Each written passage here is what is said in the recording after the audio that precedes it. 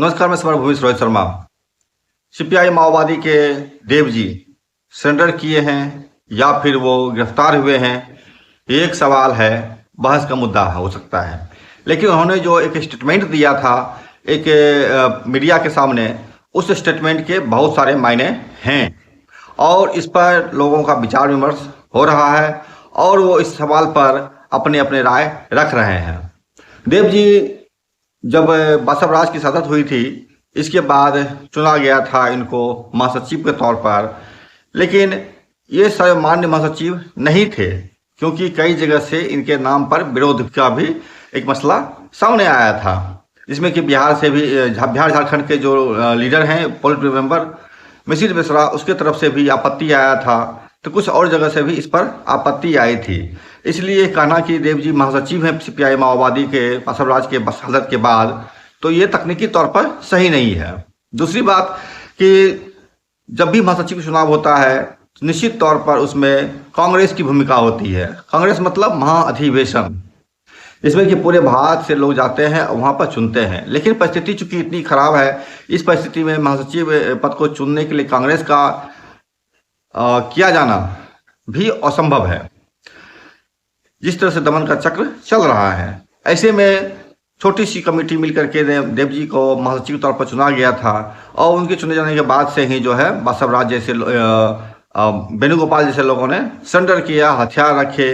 उनकी भाभी जो थी सुजाता, जो चंद्रना सरकार की राष्ट्रपति हुआ करती थी, उन्होंने सरेंडर किया। इसके बाद से सिलसिला शुरू हो गया भारत में भारत की कम्युनिस्ट पार्टी माओवादी के अंदर भागदौड़ का, सरेंडर करने का। इसके पहले कभी भी माओवादियों के जो लोग हैं हथियार के साथ सरेंडर नहीं किए थे। बासव राज की शहादत के बाद वेणुगोपाल राव का ये पहला कदम था पूरे पार्टी के इतिहास में। इसीलिए एक पूर्व माओवादी ने कहा भी था कि वेणुगोपाल राव ने गद्दारी के कम्युनिस्ट पार्टी के आंदोलन के 100 साल के इतिहास में गद्दारी में अपना प्रमुख स्थान बुक कर लिया है, सुनिश्चित कर लिया है। बहरहाल जो देव जी ने सरेंडर किया या गिरफ्तारी उनकी हुई, ये बहस का मुद्दा है, लेकिन उन्होंने जो कुछ भी कहा है उस पर कई सारे सवाल हैं और इसी सवाल में से एक सत्य प्रकाश इन्होंने अपना कमेंट लिखा है और उस पर उन्होंने क्या सोचा है इस पर थोड़ा सा चर्चा करते हैं, जानने की कोशिश करते हैं कि देव जी के इस तरह के जो उन्होंने बयान दिया है कि पार्टी को कानूनी किया जाए, प्रतिबंध हटाया जाए, इस तरह की जो बात उन्होंने कहा है, इस पर इनकी क्या प्रतिक्रिया है, आइए इस पर बात करते हैं।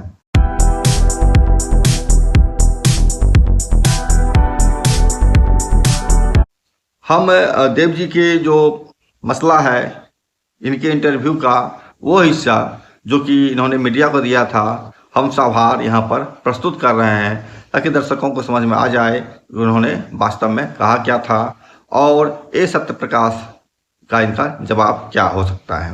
तो सबसे पहले मैं ये बोलना चाहता हूँ, ये स्पष्टीकरण देना चाहता हूँ कि मैं सरेंडर नहीं हुआ हूँ।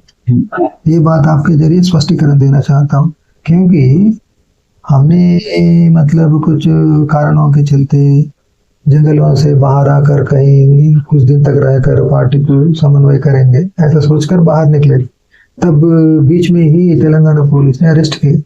तो अरेस्ट करने के सरकार कहती है सरेंडर है, आप कहते हैं कि अरेस्टिंग हुई। अरेस्ट होने के बाद फिर ये निर्णय लेना पड़ा कि आज की स्थिति में एक नैतिकता के आधार पर देखने से जाके जेल में बैठना है, नैतिकता के हिसाब से। लेकिन उसे पार्टी के लिए, मूवमेंट के लिए आज की विशेष परिस्थिति में क्या कुछ फायदा होगा क्या? मेरा सोच कैडरों को, जनता को बताने के लिए कोई रास्ता नहीं रहेगा, बंद हो जाएगा पूरा का। तो उसे आंदोलन के लिए, हमारा क्रांतिकारी आंदोलन के लिए कोई फायदेमंद नहीं है। ऐसे में मजबूरन ये निर्णय लेना पड़ा। इसे कोई मतलब विरोध कर सकते हैं, इसे ये तो धोखा करके बोल सकते हैं। धोखा का डेफिनेशन क्या है? वो अर्थ में ये धोखा नहीं है करके मैं मान रहा हूँ। तो कल जाके जनता ही अंतिम निर्णय लेगा। ये धोखा होता है कि जनता की भलाई के लिए, क्रांतिकारी आंदोलन को पुनर्निर्माण करने के लिए जो निर्णय मैं लेकर जनता के बीच में जाना चाहता हूँ, इसके बारे में कल जनता ही अंतिम निर्णय लेगा। तो इसी अर्थ में मैंने इसको सरेंडर करके नहीं मान रहा हूँ। एक विशेष परिस्थिति में फिर से क्रांतिकारी आंदोलन को खड़े करने के लिए मतलब खुला रूप में रहकर काम करने की निर्णय लिया हूँ। मुख्यमंत्री जी से भी मुलाकात हुई, आपके साथियों के साथ आपने मुलाकात, क्या चर्चा हुई, वो कैसा रही वो मुलाकात? जरूर आप इस बारे में इसे फोकस करके बताना पड़ेगा। हम मुख्यमंत्री से जाके कोई इलीगल डील, कोई गुप्त डील करने के लिए नहीं गए, उनका पार्टी में जाने के लिए डील करने के लिए नहीं गए। नहीं तो कोई हमें आने वाले कल की इलेक्शंस में हमें सीट दो, इस तरीका का गुप्त अनैतिक डील करने के लिए नहीं गए। हमने स्पष्ट रूप से बोले है कि हमारा पार्टी के ऊपर प्रतिबंध हटाना, हमारा पार्टी को कानूनी मान्यता देना। तब उन्होंने बोले नहीं, ये तो राज्य की दायरा की बात नहीं, बल्कि लॉ एंड ऑर्डर स्टेट का दायरा में आने के बावजूद भी यूएपीए के तहत आपका पार्टी को केंद्र सरकार ने प्रतिबंध किया, तो ऐसे में केंद्र सरकार के दायरे पे चले गए। तो उससे सुनकर हमने क्या बोले, एक डिबेट चलता रहा। तो ये मुद्दा मतलब आप एक मुख्यमंत्री होने के नाते आप उनके होम अमित शाह के यहाँ ये मुद्दा उठाइए। हमने एक माओवादी पार्टी के नेता लोग आके आपने सामने रख रहे हैं ना जी पॉलिटिकल डिमांड, तो आप वही मुद्दा उठाइए, ऐसा उन लोगों के पास रख। तब वो लोग बोले है कि नहीं, अगर एक तरफ हथियार पकड़ते हुए एक तरफ कानूनी मान्यता देना है तो नामुमकिन है। तो ऐसे में हमने फिर से हमारा तरफ से मैं बोला कि अगर राज्य सरकार केंद्र सरकार सच्चाई में ईमानदारी से हमारा पार्टी को लीगल पार्टी का मान्यता देने की प्रक्रिया शुरू करेंगे, ऐसा अगर आप लोग हामी देने से, आश्वासन देने से तुरंत ही हमने ऐलान करेंगे, खुले रूप से स्टेटमेंट देंगे कि हमारा पार्टी को सरकार ने मान रहा है कि एक लीगल पार्टी का रूप में मान्यता देंगे। तो ऐसे में अपना पीएलजीए को वाइंड अप करेंगे। पीएलजीए करके आर्म स्विंग का कोई जरूरी नहीं है, ऐसा हमने डिक्लेयर करेंगे। ये बात को उन्होंने ना समझ कर क्या बोला, देव जी ने पार्टी को ही रद्द करेगा, पार्टी को रद्द करने का डिमांड नहीं रखे, पार्टी को लीगल पार्टी के रूप में सशस्त्र आंदोलन आप छोड़ने की बात कह रहे हैं। अगर सीपीआई माओवादिस्ट को सरकार एक राजनीतिक दल की तरह से मान्यता दे, हाँ ठीक है। लेकिन आपने बात की कि आप पहले से तैयार हैं और टॉक्स के लिए, जो हथियार छोड़ने के लिए एक डेडलाइन की घोषणा केंद्र सरकार ने कर रखी है। हम डेडलाइन के काफी करीब हैं, हम जब बातचीत कर रहे हैं कुछ ही सप्ताह बाकी है उस डेडलाइन का। उस डेडलाइन के बारे में आपकी क्या सोच है, उसके बाद क्या आपको लगता है परिस्थितियां क्या होंगी? ठीक है, इसके पहले ये बात को जवाब देंगे, लेकिन जो मुख्यमंत्री के यहाँ जाके क्या मुद्दा उठाए बोलने से मेन एक मुद्दा बताए, फिर बाद में इसके साथ साथ सेकंड मेन मुद्दा ये उठाए कि जितने भी देश भर में जेलों में बंदी है हमारा पार्टी कार्यकर्ता हो, नेता लोग हो, फ्रंटल ऑर्गेनाइजेशन वाले हो, सभी लोगों को पॉलिटिकल प्रिजनर्स का मान्यता देकर छोड़ देना चाहिए। ये मुद्दा उठाया, ये दो मुद्दा उठाए। फिर हमें इंटरोगेशन करने के लिए सेंट्रल इंटेलिजेंस एजेंसी वाले भी आए, उनके जरिए होम मंत्री के सामने ये मुद्दा रखी, ऐसा भी रखिए। ये है बात, दो मुद्दा, ये बात आप फोकस करना चाहिए। फिर बाद में जो टाइम पीरियड डेडलाइन करके जो बोल रहे हैं ना जी, ये डेडलाइन का बारे में भविष्यवाणी कोई नहीं कर सकते, क्योंकि मान लीजिए ये बात अगर हमारा पार्टी को लीगल पार्टी के रूप में मान्यता नहीं देंगे, कहीं ना कहीं कोई ना कोई कुछ ना कुछ लोग तो रहेगा ही, तो इसलिए डेडलाइन के अंदर होगा ना होगा ऐसा भविष्यवाणी कोई नहीं कर सकता। आखिरी सवाल, गणपति को लेकर काफी चर्चा हुई, आप काफी करीब से उनके साथ जुड़े भी रहे। छात्र कहा जाता है कि छात्र जीवन के दौरान आप गणपति के साथ रहे और जंगलों में गए, आपको कई सारी जिम्मेदारियां मिली। उनके बारे में आप क्या जानकारी दे सकते हैं, शेयर कर सकते हैं, और क्या लगता है कि उनको भी सरकार से बातचीत करने के लिए आगे आना चाहिए? नहीं, वो मतलब मैं बोल रहा हूँ ना, वो अभी मौजूदा स्थिति में वर्तमान में कहाँ है कोई किसी को पता नहीं। वो खुद हमने लिया हुआ निर्णय, उनके बारे में सिर्फ सेक्रेटरी तक ही सीमित करना, उनका सुरक्षा के बारे में कहाँ रखना कहाँ नहीं रखना, जो बसवराज दादा था ना, उन तक ही सीमित करके रखना। तो ऐसे में कोई किसी को जानकारी नहीं है, ऐसे में वो ऐसा बातें कहे ऐसा करके उन्हें बताने के लिए भी मौका नहीं है। वो तो टेक्निकल कारण है, पॉलिटिकल एंगल से देखने से हमने जाके मुख्यमंत्री जी के सामने रखे, उनके जरिए केंद्रीय होम मंत्री के सामने ये बातें रखी, तब कोई भी गणपति हो कोई भी मान सकते। ये बात कहे बगैर, ये बात माने बगैर, आश्वासन दिए बगैर गणपति को ये बात बोलो, उनसे क्या कुछ ऐसा बुलवा सकते हैं क्या? तो कोई बेसिस नहीं रहेगा ना। ठीक है, आखिर में अगर आप कुछ कहना चाहें एनडीटीवी को के दर्शकों को, कुछ अपनी तरफ से आप अपील अपने साथियों को करना चाहें, या क्योंकि अब वायलेंस का एक लंबा दौर आपने देखा है, और आप अब ये भी बात हो रही है, हमारी अभी आपके बाकी साथियों से भी बात हो रही थी कि हमको अब समाज में रहकर जनता के हितों की बात, उनके समस्याओं की लड़ाई कानूनी दायरे में रहकर करनी चाहिए। इस पे आप क्या कितने सहमत हो, क्या कहना चाहेंगे आप? वही हम जो बातें मुख्यमंत्री बार बार मैं यही दोहराना चाहता हूँ, हमने आज की स्थिति में लीगल फ्रेमवर्क में काम करेंगे। हमारा पार्टी को एक लीगल पॉलिटिकल पार्टी के हिसाब से मान्यता देना है।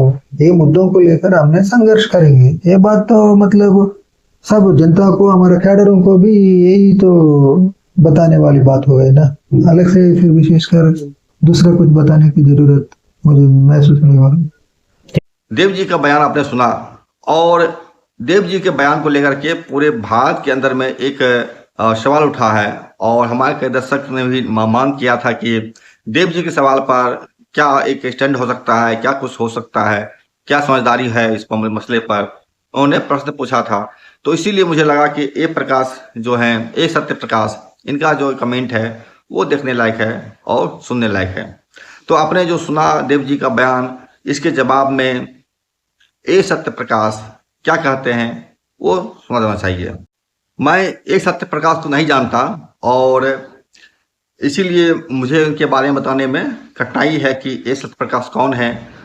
जानकारी मिलने पर मैं इसको कुछ कमेंट में डाल दूंगा ए सत्य प्रकाश के बारे में, जो डिस्क्रिप्शन बॉक्स में आप देख सकते हैं।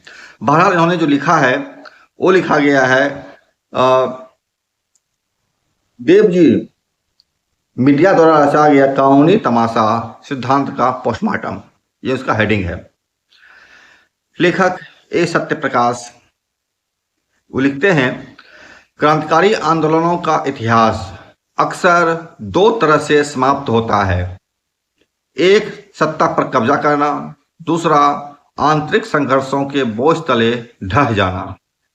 टीवी 9 पर हाल ही में दिए गए एक साक्षात्कार में माओवादी पार्टी के पूर्व केंद्रीय कमेटी सचिव थिप्परी तिरुपति उर्फ देव जी ने इस पतन का एक उदाहरण प्रस्तुत किया। भारतीय संविधान के परिप्रेक्ष्य में यह विशेष रूप से महत्वपूर्ण है। यह तथ्य कि एक ऐसी व्यवस्था जिसने 4 दशकों तक किसी को फांसीवादी करार दिया, अचानक उसी व्यवस्था के मुख्यमंत्री के साथ बैठकर वैध बनने की शर्तें रख रही है। यह केवल व्यक्तिगत दृष्टिकोण में बदलाव नहीं है, बल्कि यह संपूर्ण संगठनात्मक संरचना के पतन का प्रत्यक्ष प्रमाण है। देव जी की टिप्पणियों में उजागर सैद्धांतिक विरोधाभास और रणनीतिक दरारें भारतीय लोकतंत्र के समक्ष एक नया प्रश्न खड़ा करती है। क्या यह वास्तव में शांति की ओर बढ़ रहा है, या यह केवल चल रही आतंकवाद निरोधी रणनीति का हिस्सा है? इस निर्णय का पतन और कानूनी बनाने का सैद्धांतिक तमाशा। देव जी कहते हैं कि उनका पतन नहीं हुआ, बल्कि वे भूमिगत से सार्वजनिक हुए या अवैध से वैध हो गए। यह महज भाषा का छल है। माओवादी दल के रणनीति और कार्यनीति दस्तावेज में स्पष्ट रूप से कहा गया है कि कोई भी क्रांतिकारी दल गुप्त संरचना और सशस्त्र बलों यानी PLGA के बिना जीवित नहीं रह सकता। माओवाद का मूल सिद्धांत हथियारों के बल पर सत्ता पर कब्जा करना है। जब देव जी कहते हैं कि वे पार्टी पर लगे प्रतिबंध को हटाना चाहते हैं और इसे कानूनी राजनीतिक दल के रूप में कार्य करने देना चाहते हैं, तो वे स्वयं उस मूल सैद्धांतिक विचार के अंत का फरमान लिख रहे हैं। वे यह अनजाने में नहीं कर रहे हैं। यदि किसी पार्टी की मूल संरचना में सशस्त्र क्रांतिकारी विचारधारा निहित है, तो भारतीय संविधान में उस पार्टी का कोई स्थान नहीं है। संविधान अभिव्यक्ति की स्वतंत्रता और संगठन बनाने का अधिकार प्रदान करता है, लेकिन समानांतर शक्तियों को बर्दाश्त नहीं करता। मतलब संविधान अभिव्यक्ति की स्वतंत्रता और संगठन बनाने का अधिकार प्रदान करता है, लेकिन समानांतर शक्तियों यानी हथियारबंद शक्ति मतलब पीएलजी जैसे को बर्दाश्त नहीं करता है। देव जी कहते हैं, मैं पीएलजी को समाप्त कर दूंगा, लेकिन पार्टी को जीवित रखूंगा। यह माओवादी विचारधारा के सीधे विरोध में है। कोई भी कार्यकर्ता इसे कभी भी स्वीकार नहीं करेगा। यह एक योद्धा के यह कहने जैसा है, मैं लड़ाई जारी रखूंगा, लेकिन तलवार और ढाल त्याग दूंगा। एक नागरिक के रूप में यदि कोई मुख्य धारा में आना चाहता है तो हम इसे सकारात्मक परिवर्तन के रूप में देखेंगे, लेकिन एक विश्लेषक के दृष्टिकोण से यह माओवाद में परिवर्तन नहीं है। यह संसदीय संशोधनवाद की ओर पलायन का प्रमाण है। माओवादियों ने इसे हमेशा ही विश्वासघात और छल माना है। माओवादी आंदोलन के इतिहास में आंतरिक कलह कोई नई बात नहीं है, लेकिन वर्तमान स्थिति में केवल वैचारिक मतभेदों का परिणाम नहीं है, बल्कि यह एक पूरे युग की कहानी है। एक तरफ मल्ले जुल्ला वेणुगोपाल राव उर्फ सोनू और सतीश उर्फ असन्ना का पक्ष है, तो दूसरी तरफ थिप्परी तिरुपति उर्फ देव जी और दामोदर का अकेलापन है। जब हम नागरिक इस संघर्ष को देखते हैं तो हमें क्रांति से कहीं अधिक अस्तित्व की रक्षा की इच्छा दिखाई देती है। देव जी ने आरोप लगाया है कि सोनू और सतीश ने पार्टी के लोकतांत्रिक नियमों का उल्लंघन करते हुए शत्रु से हाथ मिला लिया है। हालांकि निष्पक्ष विश्लेषण से पता चलता है कि यह सामूहिक वास्तविकता है। सोनू के आह्वान पर 2500 से अधिक कार्यकर्ता अपने हथियारों के साथ मुख्य धारा में शामिल हो गए। यह किसी नेता का निजी निर्णय नहीं है। दूसरी ओर देव जी का तर्क कमजोर और व्यक्तिगत है। वे खुद को गिरफ्तार दिखाना चाहते हैं, कानूनी होने का दावा करते हैं, लेकिन इसके पीछे कोई ठोस संस्थागत आधार नहीं है। देव जी का आरोप है कि सोनू ने निर्णय पर हमला किया है। एक ऐसा शब्द जो आज के समय में लागू नहीं होता।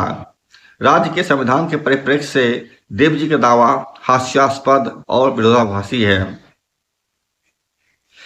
तेलंगाना सरकार और मुख्यमंत्री रेवंत रेड्डी द्वारा देव जी के प्रति दिखाई गई विशेष दया भारतीय न्याय व्यवस्था और संवैधानिक मानदंडों पर सवाल खड़ा कर रही है। देव जी खुद को गिरफ्तार के रूप में पेश करना चाहते हैं, जबकि वास्तविकता में वे मीडिया से राज्य अतिथि की तरह बात कर रहे हैं। सवाल यह है कि क्या कानून सबके लिए बराबर है? देव जी के खिलाफ 1 दर्जन से अधिक हत्या, विस्फोट और अपहरण के मामले दर्ज हैं। क्या उन्हें आम नागरिक की तरह जेल की सजा काटनी पड़ेगी?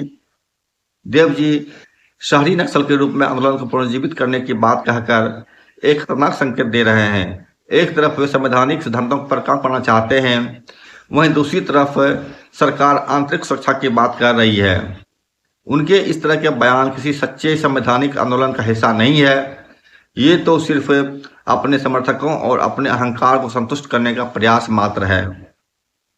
देव जी की घटना भारतीय क्रांतिकारी आंदोलन के पतन का प्रतीक है। जब नेतृत्व अपनी पकड़ खो देता है और जंगल से निकलकर सत्ता के गलियारों में आ जाता है, तो आंदोलन के इतिहास के केवल पन्ने ही सुरक्षित रह जाते हैं। देव जी की टिप्पणी से यह स्पष्ट हो जाता है कि माओवादी दल अब वह मजबूत ढांचा नहीं रह गया है जो कभी था। एक भारतीय नागरिक के रूप में मेरा दृढ़ विश्वास है कि परिवर्तन का एकमात्र मार्ग संवैधानिक गरिमा और लोकतांत्रिक भागीदारी है। हथियारों के बल पर सत्ता अंततः अपने ही लोगों के रक्त से लिखी जाती है। यदि देव जी वास्तव में जनता के लिए काम करना चाहते हैं तो उन्हें कानूनी माओवादी पार्टी जैसे जन विरोधी शब्दों को त्यागना होगा, संविधान को मान्यता देनी होगी और अपने नेतृत्व में किए गए अपराधों की कानूनी जवाबदेही लेनी होगी। अन्यथा बुढ़ापे में वे इतिहास में छुट्टी बनाने वाले के रूप में ही याद किए जाएंगे। धोखे के आधार पर शांति कभी कायम नहीं रह सकती। सच्ची शांति के लिए ईमानदारी आवश्यक है, जो देव जी के ढोंग में कहीं भी नहीं दिखती। ये ए सत्य प्रकाश का आलेख था, शब्द तेलुगु में था। इसको हमने अनुवाद किया है AI की मदद से। हिंदी में भावानुवाद यही है। सवाल है, देव जी जिस तरीके से अरेस्टिंग हुई है या उनका जो सरेंडर हुआ है, उन्होंने कहा कि हम जेल में रहते इससे अच्छा था कि सरेंडर कर लिए। गिरफ्तारी के बाद सरकार से बात कर रहे हैं और सीपीआई माओवादी को कानूनी पार्टी बनाने की कवायद में लगे हुए हैं। पीएलजी को समाप्त करने की बात करते हैं ये, और भी कई तरह की बातें हैं जो कि सीपीआई माओवादी के सैद्धांतिक रूप से किसी भी जगह पर सटीक नहीं बैठता है। बहरहाल एक महत्वपूर्ण तथ्य इसमें यह जोड़ा जा सकता है कि संशोधनवाद के साथ संघर्ष एक हमेशा के लिए प्रधान अंतर्विरोध रहा है पार्टी के लिए। सदैव से सीपीआई माओवादी हो या फिर कम्युनिस्ट पार्टी के अंदर संशोधनवाद का संघर्ष प्रमुख मुद्दा रहा है। चीन की बात करें हम अगर, तो चीन में 1949 ईस्वी में माओ त्से-तुंग के नेतृत्व में सरकार बनी थी क्रांति करने के बाद, और 1975 ईस्वी में उसी सीपीसी चीनी कम्युनिस्ट पार्टी ने माओ त्से-तुंग के सहयोगी ने कहा था कि आज भी संशोधनवाद प्रधान खतरा है। ये लिखने के एक साल के बाद माओ त्से-तुंग की मृत्यु होती है। उनकी मृत्यु के बाद ये पूरी चीन की कम्युनिस्ट पार्टी या चीन की सरकार पूंजीवाद में बदल जाती है। इसी तरह हम सोवियत संघ की बात करें अगर हम, हजारों करोड़ों लोगों ने जान देकर जिस सरकार को बनाया था, सोवियत सत्ता का स्थापित किया था, और स्टालिन की मृत्यु के जस्ट बाद वह सत्ता ढह जाती है और पूंजीवाद वहां पुनर्स्थापित हो जाती है। यह चीज दिखाता है कि संघर्ष कितना जटिल है, संघर्ष कितना महत्वपूर्ण है, और हमेशा के लिए कम्युनिस्टों के अंदर संशोधनवाद का खतरा प्रधान खतरा के रूप में चिन्हित किया जाना चाहिए। वेणुगोपाल राव ने भी अपने एक स्टेटमेंट में कहा था, एक पत्रकार से वार्ताक्रम में, वो भी संशोधनवादी हो गए हैं। जो भी हो मसला, देव जी का यह बयान था और उस बयान पर ए सत्यप्रकाश की टिप्पणी थी। इस टिप्पणी के बारे में आप क्या सोचते हैं कमेंट करके जरूर बताएं। लेकिन इससे एक चीज जाहिर होता है कि कम्युनिस्ट पार्टी माओवादी कहीं न कहीं बहुत बड़े वैचारिक संकट से जूझ रही है, और अगर जूझ रही है इसका हल भी उसे उन्हीं से निकालना पड़ेगा। नमस्कार, मैं रोहित शर्मा। चैनल देख के लाइक कीजिए, सब्सक्राइब कीजिए, शेयर कीजिए और हमसे जुड़े रहिए।